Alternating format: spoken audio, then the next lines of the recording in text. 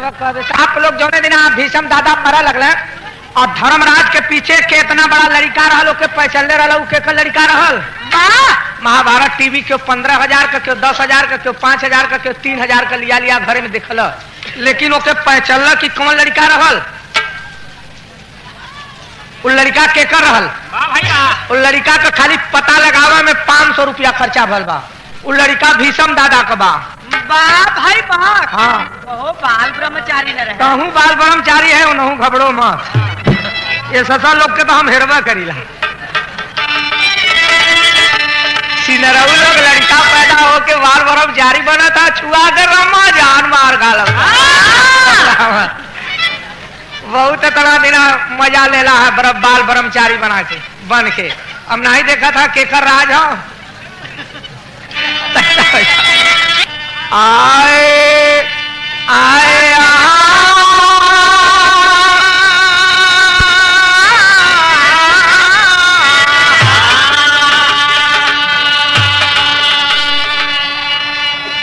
आप लोग के एक नई खोज बड़े मार्के की बात मिली। उनमें मिली का कि अगर महाभारत में भीषम दादा चाहतन तो महाभारत ना हो, कहे से क्यों दोनों तरफ का दादा रहे जेके जवन बात चाप के कह देता मान जात बा, लेकिन ये भी कहत हुआ कि दुर्योधन जो है अत्याचारी हो बा, पापी हो, लेकिन फिर भी मदद उसी का करना। देखिए ये अंधेर जब पापी हो तो ओकर मदद काहे करत था या दुर्योधन पापी भी है और 10,000 सेना रोज मुआई या पांडवन का बतावा। तब तू में राग करत है कि दूसर के हूँ डांट के तुम कह दो चाहे तो पापी है तो मदद ना करो, दुर्योधन तुरंत मान जा तो कह पापियो है लेकिन तो मदद तो करब, तो झगड़ा तू ही ना कराओ था। तो कहने का मतलब कि हरकत नहीं हुआ जे बदमाश हो के हरक दगी तब गलत हुए तो मदद न करब। और हर कृष्ण भगवान कहत हुआ कि का चाही दू आदमी उनमें राढ़ी रहे, एक कृष्ण जी और एक भीषम दादा, दोनों बदमाश रहे आप आपके, और ये दोनों जने पापी रहे और उनमें धर्मी के रह जाने ला शकुनी। भाई शकुनी कितना धर्मी क्यों नहीं रहा, महाभारत में हम अब्बा बता देते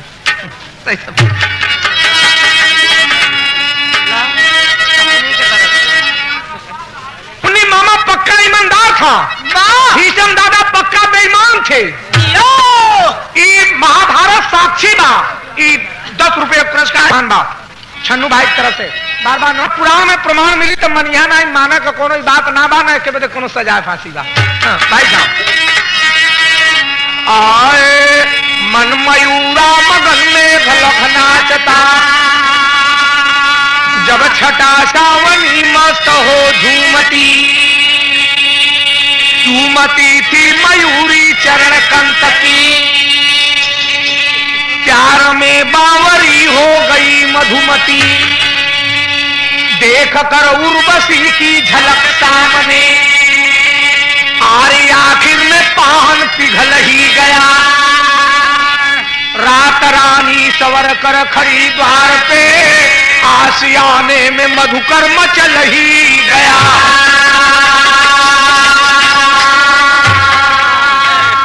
सबे अपने लड़का का बियाह करला और भीषम दादा अपने बाबू का बियाह कैला। भाई बा आप लोग के समाने बा, हमारे घरे का पुराण नहीं बा, और ऐसा बियाह करना कि 8 भाई अपने रहना और 8वां लड़का भीषम दादा रहना और 7 लड़का गंगा फेंक दिले और 8वां लड़का भीषम दादा बच गई न। तब गंगा जी चल गई, तब भीषम दादा के बाऊ के संतनु के बुढ़ाई में मेहरारू चाहे लगल। ये बदमाशियां न हो और ठट्ठे होले है तो में भाई तो और चाहत हो रस्तवा न भुला तो अंड बंड बियाह करवा, झगड़ा न लग गया ठाकुर अल्लाह तो ठाकुराइनी से बियाह करवा कि मल्लहिनी से करवा हो भाई देखा भाई झगड़ा मत करा जो पद हुआ करा कहने को बात बा।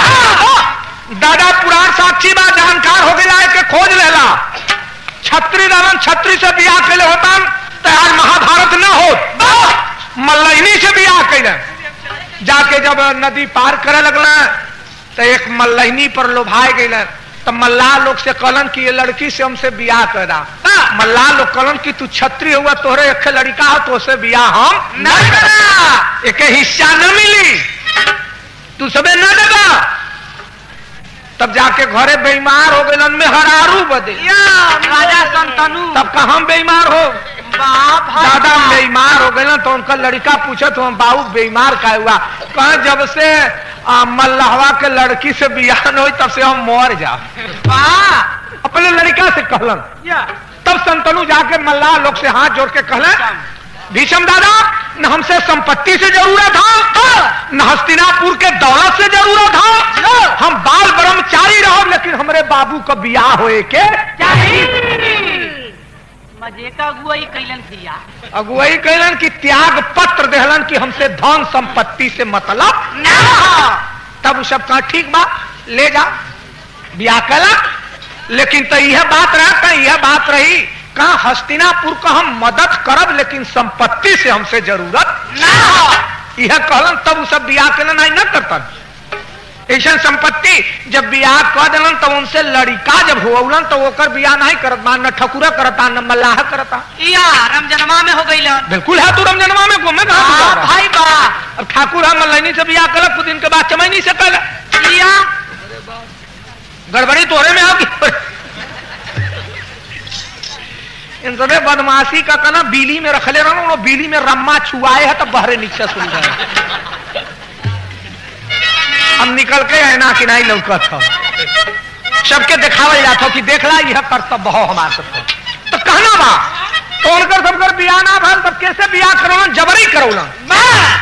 काशी नरेश का जाके 3 लड़की हरण कैलन। तू बाल ब्रह्मचारी है तो तोसे मेहरारू से क्या मतलब है? बा भाई बा, आप तो बाल ब्रह्मचारी हैं, हमसे कोई से मतलब नहीं है। लेकिन जाकर के काशी नरेश का 3 लड़की जबरी हरण किया। एक लड़की रावण हरण किया जिसका राक्षस में नाम पड़ा। तू 3 मेहरारू हरण कैला, मैं राक्षस नहीं है। क्यों का बहन बिटिया जबरी हरण कर लेवा, बाल ब्रह्मचारी है, तैयार से कोई स्त्री से मतलब नहीं, प्रण किए हैं। लेकिन 2 ठे लड़की कल की अच्छा हमने के ले चला, लेकिन एक लड़की हाथ जोड़ के कहा हमार दूसरे से बियाह हो गला, हमके मत ले चला। हम उनके आत्मा में मान चुकल है कि हमार पति हुए, स्वयंवर रचा था और राजा लोग मंत्रिमंडल में बैठे थे, मंडल सजा था, लेकिन भीष्म दादा के सामने कोई का चारा नहीं चला। जब बाण चलाने लगे भीष्म दादा तो कोई उनके सामने बाण नहीं चला पाया था। 3 लड़की हरण कर लिए, एक लड़की के कोई ना रख ले तो एक के लिया के ओके देता ले पट्टे के ताले ले पट्टे के ताले खरबूजा हो बाटा था।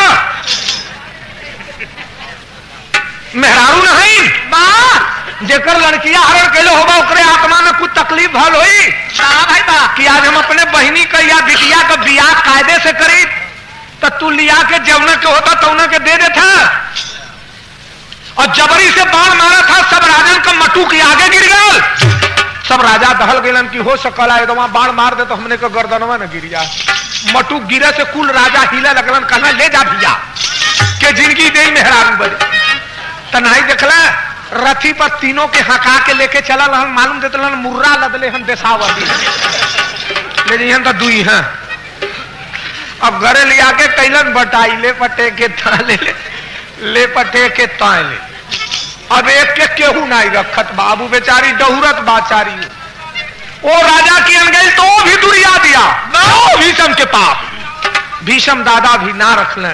लड़की रो रो करके घूम करके परशुराम के सामने हाथ जोड़कर खड़ी हुई, जो परशुराम उनका गुरु थे। बाण चलाए लेकिन भीष्म दादा से रण में तब लड़की कलेश की अब क्यों जने हमार मदद मत करा, हमार मदद तब क्यों जने मत करा, हमार मदद अगर हम मेहरारू हो तो हम भीष्म दादा से बदला नहीं। वह महाभारत में शिकंडी बन के आई, कहां जाइबा बुढ़ऊ रोआ रोआ में बाढ़ घुसुरी घबरा मत सहज ना बा वह लड़की आई लड़े बदे क्यों जने मत बदला चुकावा लेकिन एथिया में तर्ज लागल बा करबला चलो करबला चलो चलो चलो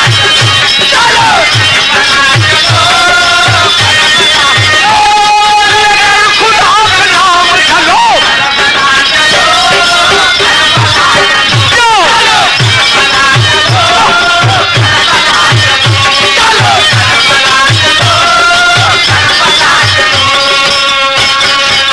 एक जने गाओ तुम करबला चलो लेकर खुदा का नाम चलो। तब से दूसरा गवैया का कहत हुआ अयोध्या चलो अयोध्या चलो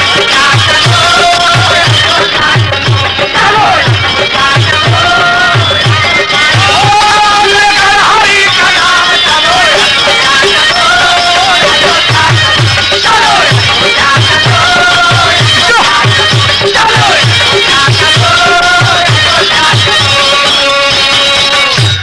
जब ही कहला तब मुसलमान काहे कहलन कि करबला चलो। करबला का मतलब होला उन जब मौरा के होला करबला कहलन जहां ताजिया का मट्टी दफन होला ओके कहलन जब लड़ाई के मैदान में चलिए तो कहीं अब भगवान का या अल्लाह का नाम ले ले यार अब कब्रस्तान में चले के।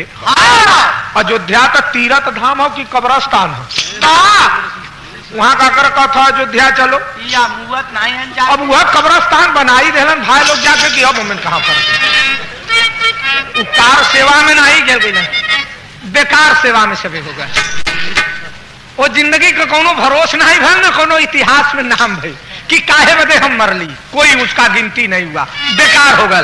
तब भाव यह मिलल आपको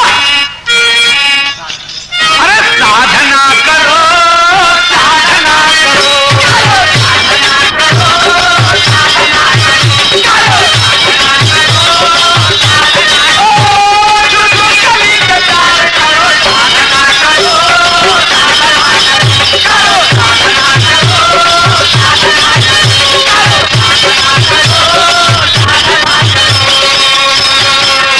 बीजम दादा के हमार कनाम बाकी साथ मत करा एक के मेहरारू फंसा के तू रखा बेकार का डहुरा महत यही का मन करता वही का लड़की उठा लिया आवत हुआ।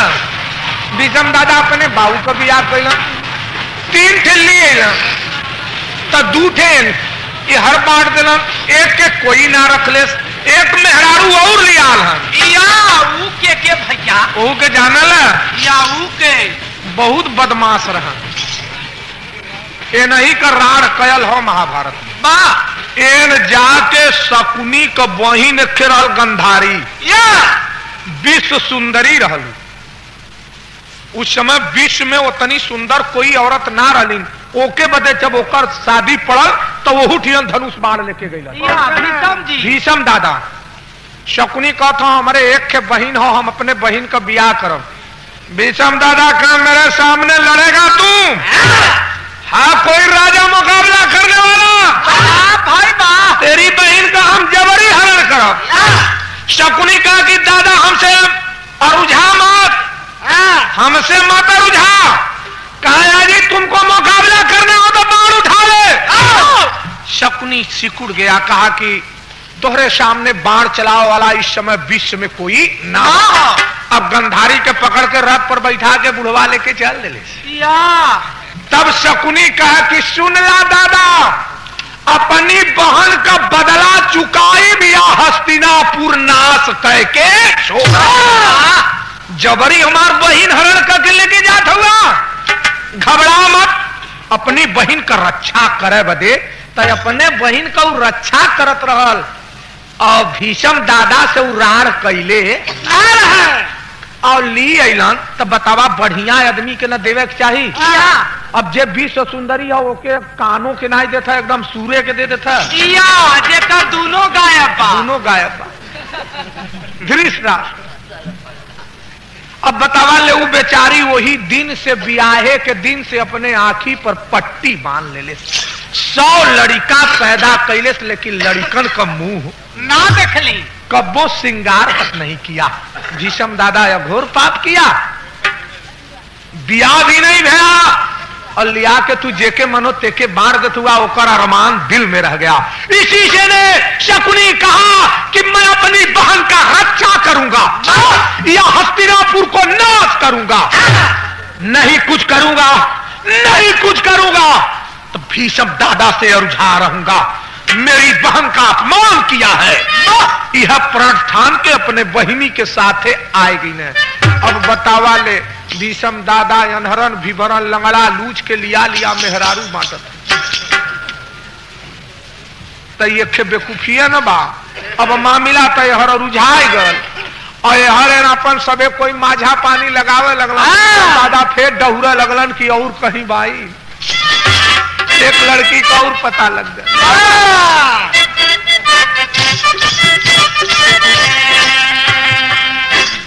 भैया राजा महेश जी की उज्जैन राजधानी, बड़े मार्के की बात है। उज्जैन राजा, उज्जैन नगर वही बात, वही एक लड़की का शादी पड़ल तो इनके ही रहल कि दुनिया में सबसे वीर के हुई। भीष्म दादा वीरन का अजमाइश करे बदे डोलल रहा तब बिहवा में ना सब राजा जुटा वैसे खोजे के पड़ा, वैसे 10-20-50 से इकट्ठा जुट जा और सब ठीक कर दे तुरंत। भीष्म दादा का गुरु भी नहीं बाण चलाने में पाए थे। भीष्म दादा कृष्ण जी से अस्त्र उठवा लिए थे, वो मर्द थे। इसी से वो वीरों का खोज कर रहे थे तो उज्जैन नगर में फिर भी राजा लोग जुट गए, वहां भी दादा पहुंच गए। कहूं है राजा महेश जी की उज्जैन राजधानी, लड़की मनोरमा थी बेटी का ब्याह करने पाया समाचार तो चाह मन में लाके उसके दुनिया के कोने कोने में मेरा झंडा फहरेगा।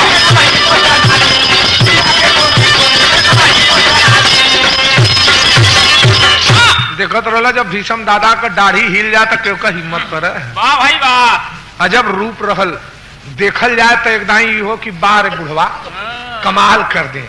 अब भीष्म दादा रथ सजा के कहलन कि हम लिया मनोरमा के और लिया के यही अनहरी का दासी यह उनके विचार में भैल और चल रहे।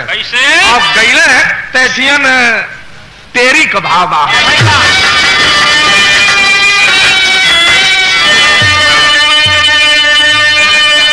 अरे प्रतिज्ञा करने साधु चलो भाई देख रूप का तारा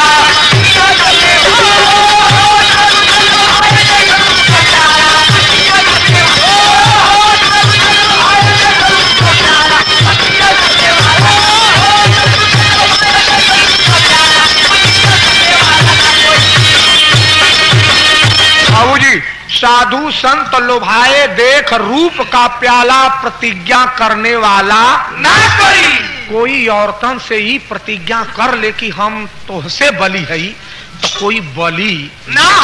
वो माया ऐसा है कि सब है फंसा ले चाहे केहू भी हो। अब वहां भीष्म दादा तक पहुंच गए ना, लेकिन एठिया ने गीत लागबा अरे जुगला जोड़ी, अरे जुगला जोड़ी जाली पनिया के दोनों जुगला जोड़ी, जाली पनिया के दोनों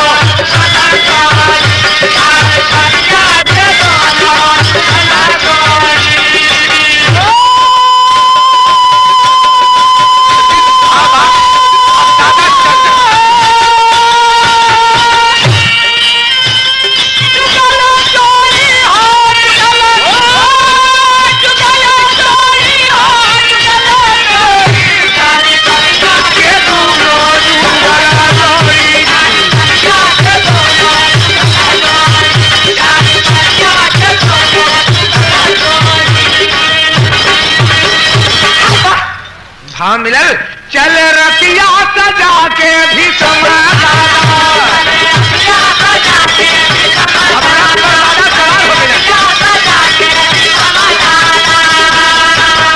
अरे पहुंचे उज्जैन में होला मर्यादा, चले रतिया सजा के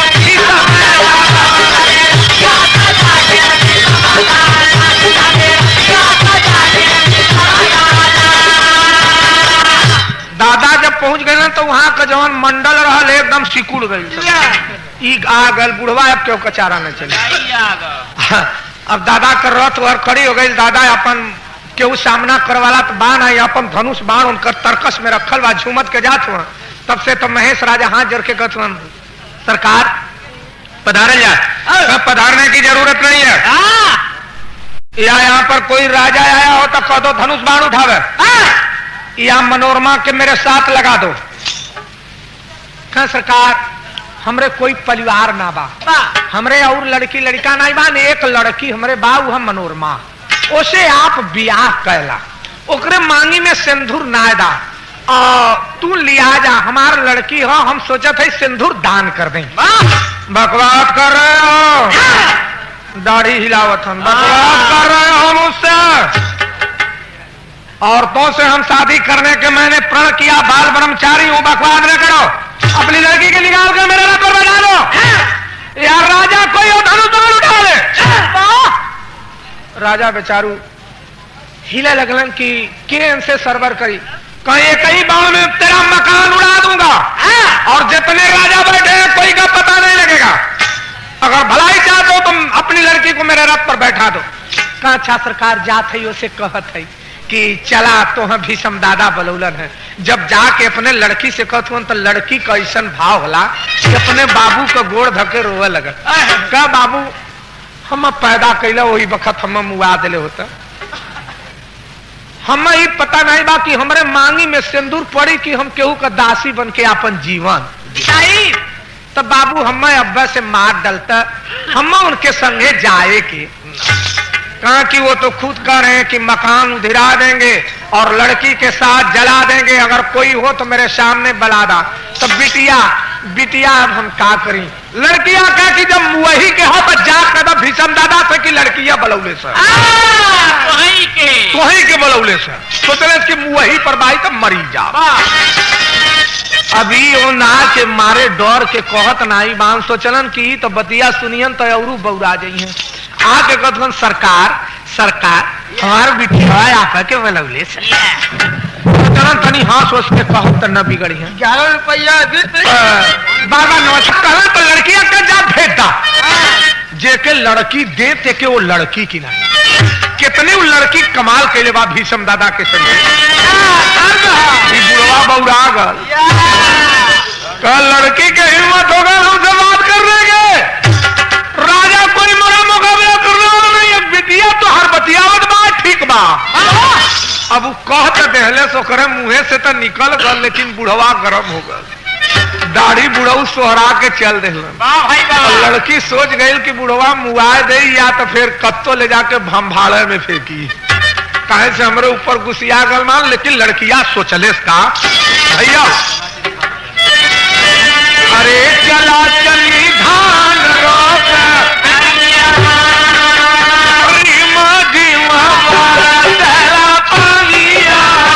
चला चली धान रोक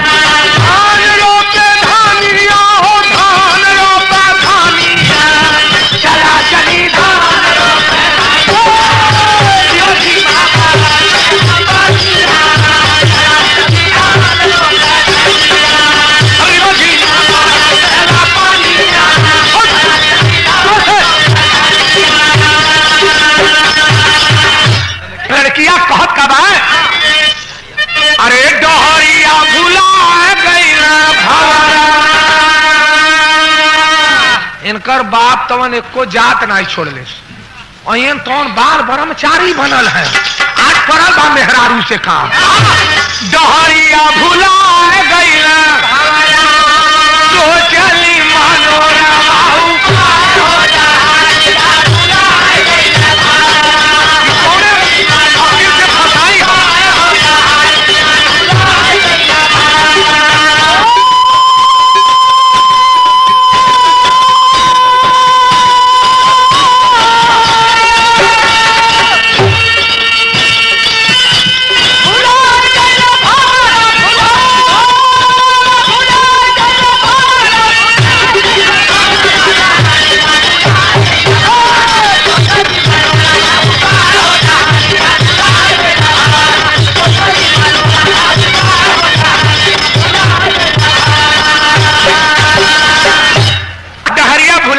हो रहा। लड़कियां कैलेस का एक के मोती का माला ले ले और घरे के दुआरी में ऐसा लुकाई। मेहरारू इतनी चालाक होले कि अपने समधी के वही बीली में से चिन्ह ली आराम से। जहां ऐसे कैलिन तहां समधी के चिन्हलिन और समधी के का पता बा। अब वो लड़की आए के एक मोती का माला लेके वही में नीचे सिंदूर गठियौले। अब भीषम दादा कई कहनाम रहल कि मेहरारू देख ले तो अस्त्र शस्त्र हम रख दे। बाकी मेहरारू जब बना ले तब न अस्त्र शस्त्र रखिए। और सिकेंडी जो रहल तो अपने आत्मा से उन्हें प्राणी मान चुकल रहल तब ओकरे सामने अस्त्र शस्त्र रख ले रहा। और ये लड़किया के भाई तो मेहरारू बनला नहीं बात सोचे तो कि मार के उधिरा दे। लेकिन तब अब लड़किया का कहले अरे मोतिया के माला अरे सिंदूर गाठिया वाली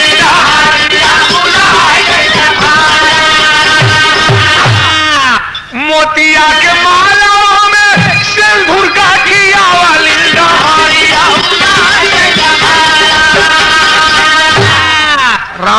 मोतिया के माला में अरे सिंदूर गाठिया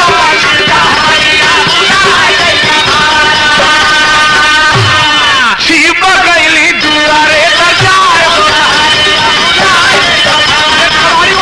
लुकाए गई।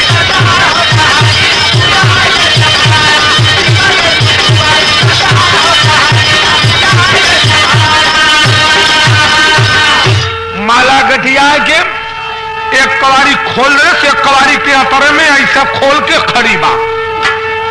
और भीषम दादा मारे गुस्सा के बौराल मान कि चलते मुआई और नहीं मकनवा में बाढ़ मारब सब उधिरा जाई।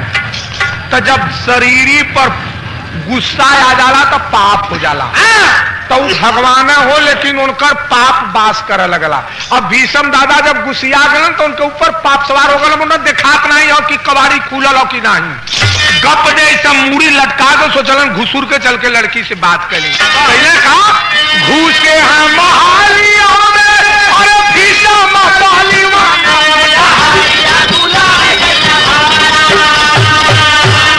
गौरव में देहलिन पहिला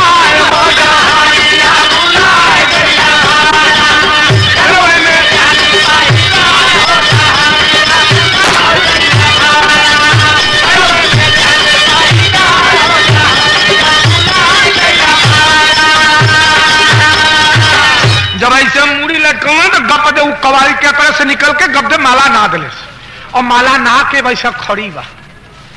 भीषम दादा कहे अब बड़ा बुरा हो गया। अब हम का करिए के मुँह आई कि जी आई और गप दे माला गोरे में ना के तो कैलेश का अरे गटा पसे चला